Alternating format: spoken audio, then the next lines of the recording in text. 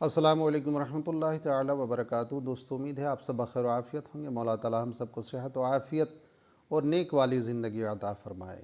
میرے دوستو، حضرت ابو امامہ رضی اللہ تعالی عنہ روایت کرتے ہیں کہ نبی پاک صلی اللہ علیہ وسلم نے ارشاد فرمایا کہ اللہ تبارک و تعالی 3 لوگوں کی حفاظت کرتا ہے۔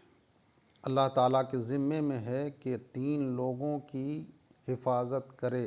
وہ 3 لوگ کون ہیں؟ 3 طرح کے لوگ ہیں۔ میرے آقا صلی اللہ علیہ وسلم ارشاد فرماتے ہیں، جس کا مفہوم ہے کہ پہلا وہ شخص ہے جو اللہ کی رضا کے لیے جہاد کو نکلتا ہے، اللہ کی دین کی حفاظت کے لیے نکلتا ہے، اللہ کے ناموں کی ناموس کے لیے نکلتا ہے۔ لہٰذا میرے جو دوستو، جو دین کے لیے جہاد کو نکلتا ہے، جب تک وہ جہاد میں رہتا ہے، رب تعالیٰ کے ذمے میں ہے کہ اس کی حفاظت کرے۔ اگر وہ اس راستے میں شہید ہو جاتا ہے تو رب تعالیٰ اسے جنت عطا کرتا ہے۔ دوسرا شخص وہ ہے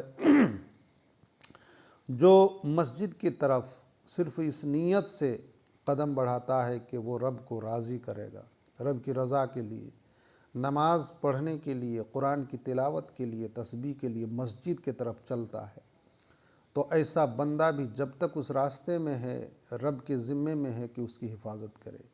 رب تعالیٰ اس کی حفاظت کرتا رہتا ہے، لیکن اگر اس راستے میں اس کی موت ہو جاتی ہے تو رب تعالیٰ اسے بندے کو بھی جنت عطا کرتا ہے۔